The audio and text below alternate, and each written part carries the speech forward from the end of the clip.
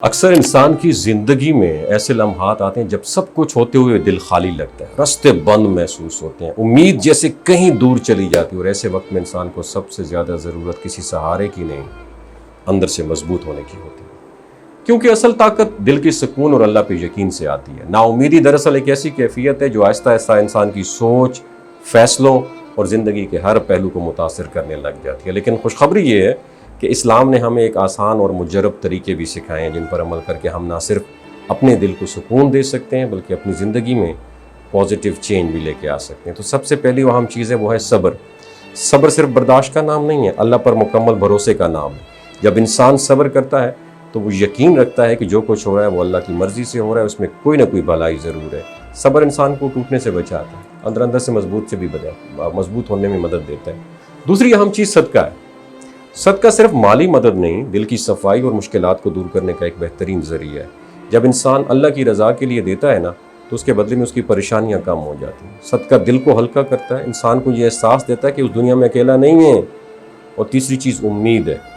امید وہ روشنی ہے جو زندگی میں راستہ دکھاتی ہے۔ اللہ تعالیٰ سے کبھی مایوس نہیں ہونا چاہیے، کیونکہ وہی ہے جو حالات کو بدلنے پر قدرت رکھتا ہے، اور جب انسان امید رکھتا ہے نا تو وہ آگے بڑھنے کی ہمت بھی رکھتا ہے۔ اگر ہم خاص وظائف کی بات کریں نا تو نا امیدی اور مایوسی کو دور کرنے کے لیے سب سے بہترین عمل کثرت سے استغفار کرنا ہے۔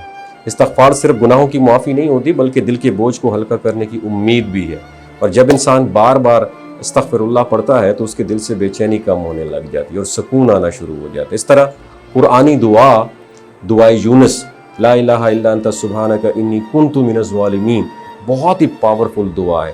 یہ وہ دعا ہے جو حضرت یونس علیہ السلام نے انتہائی مشکل وقت میں پڑھی تھی۔ اس دعا کا ورد کرنے سے انسان کو اللہ کی رحمت کا احساس ہوتا ہے اور اس کی دل کی گھٹن بھی کم ہو جاتی ہے۔ اس کے علاوہ حسبنا اللہ و نعم الوکیل کا کثرت سے ورد کرنا یہ بہت فائدہ مند۔ اس کا مطلب ہے اللہ ہمارے لیے کافی ہے اور بہترین کارساز ہے، اور جب انسان یہ الفاظ دل سے کہتا ہے نا تو اس کے اندر ایک عجیب سا سکون پیدا ہو جاتا ہے، اور وہ اپنی پریشانیاں کس کے حوالے کر دیتا ہے؟ اللہ کے حوالے کر دیتا ہے۔ مایوسی کے علاج کے لیے ایک بہترین عمل یہ ہے کہ روزانہ صبح نماز فجر کے بعد سورہ علم نشرح کو کتنا 11 مرتبہ پڑھا جائے اور اس کا ترجمہ بھی سمجھا جائے۔ اس صورت میں اللہ تعالیٰ ہمیں کیا یاد دلاتا ہے کہ ہر مشکل کے ساتھ آسانی ہے، اور جب انسان اس پیغام کو دل سے ایکسیپٹ کر لیتا ہے تو اس کی پھر سوچ بدلنے لگتی ہے اور مشکلات کو اپنے نئے اینگل سے دیکھنا شروع کر دیتا ہے۔ تو کیپ ان یور مائنڈ، مایوسی شیطان کا ہتھیار ہے، کیونکہ مومن امید جو ہے نا یہ مومن کا ویپن ہے۔ جب آپ اپنی زندگی میں سکون چاہتے ہیں تو ان چھوٹی چھوٹی عادتوں کو اپنی روزمرہ زندگی کا حصہ بنائیں،